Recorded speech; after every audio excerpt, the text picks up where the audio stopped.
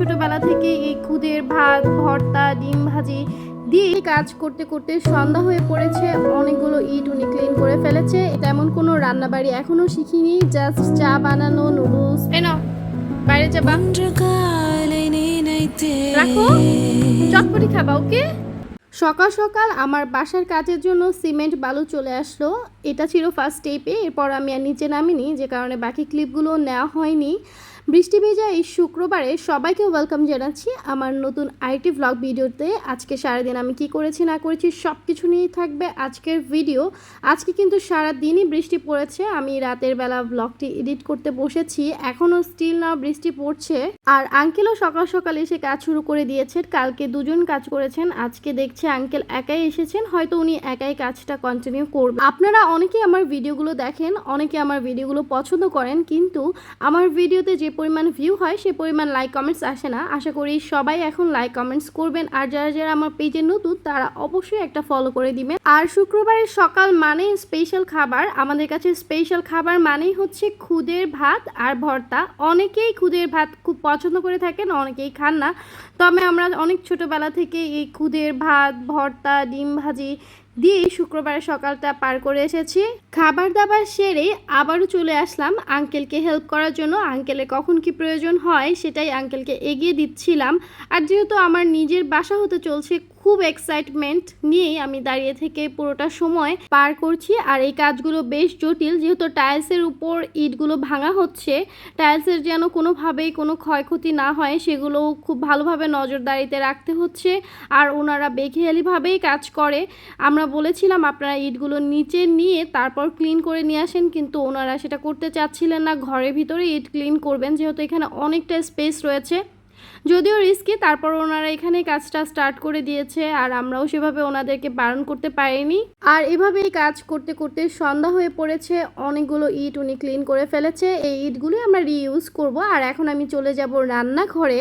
Last 1.5 বছর যাবৎ বাসায় পপকর্ন বানিয়ে খাওয়া হয় না। আগে তো সন্ধ্যার স্ন্যাক্স মানেই ছিল পপকর্ন।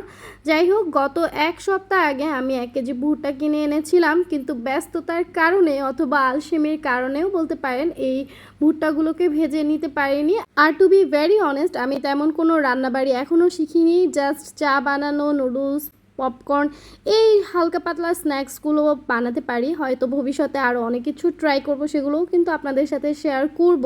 আর পপকর্নের রেসিপির তো কোনো প্রয়োজন নেই, আই থিঙ্ক সব মেয়েরাই কম বেশি এটা বানাতে পারে। গাইস, যখন কিনা ভুট্টাগুলো পপকর্ন হয় তখনকার যে সাউন্ডটা, এই সাউন্ডটা আমার কাছে খুব ভালো লাগে। তার জন্য অবশ্যই কড়াইটা ঢেকে দিতে হবে। সাউন্ডটা কমে আসলে ঢাকনাটা উঠিয়ে তৈরি হয়ে গেল পপকর্ন। যদিও কোনো রেসিপি শেয়ার করছি না, সবাই কম বেশি এটা জানেই। আর ভিডিও করার জন্য আমার অনেকগুলো ক্যামেরা স্ট্যান্ড ছিল, বেশিরভাগই আমি মালয়েশিয়াতে রেখে এসেছি, ভুলে রেখে আসিনি। আসলে এত কিছু আমি নিয়ে আসতে পারিনি সাথে করে। পরের বার যখন আমার হাজব্যান্ড আসবে দেশে, অবশ্যই ও নিয়ে আসবে। আর ওই ক্যামেরা স্ট্যান্ডগুলো বেসিক্যালি রান্নার ভিডিওর জন্য খুব বেশি ইম্পর্টেন্ট, কেননা রান্না 2 হাতেই ইউজ করতে হয়। এক হাত দিয়ে ক্যামেরা ধরে আরেক হাত দিয়ে রান্না করা অনেকটা টাফ হয়ে যায়। এনিওয়ে, আমার আজকের পপকর্ন কিন্তু রেডি। আমি আর আম্মু এটা শেয়ার করে খাবো। আর আম্মু এই ফাঁকে আমার জন্য একটুখানি আদা চাও করে এনেছে। আর যেহেতু একটু পরে আবার রাতে ঘুমিয়ে যেতে হবে, তাই দুধ চাটা আমরা অ্যাভয়েড করি সন্ধ্যার পরে। বাবা এদিকে তাকাও, মজা।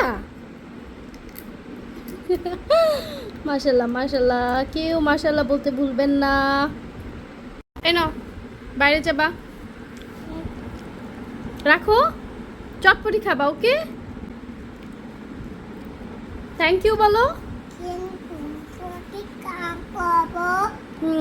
থ্যাংক ইউ বলো, সুন্দর করে থ্যাংক ইউ বলো। Thank you.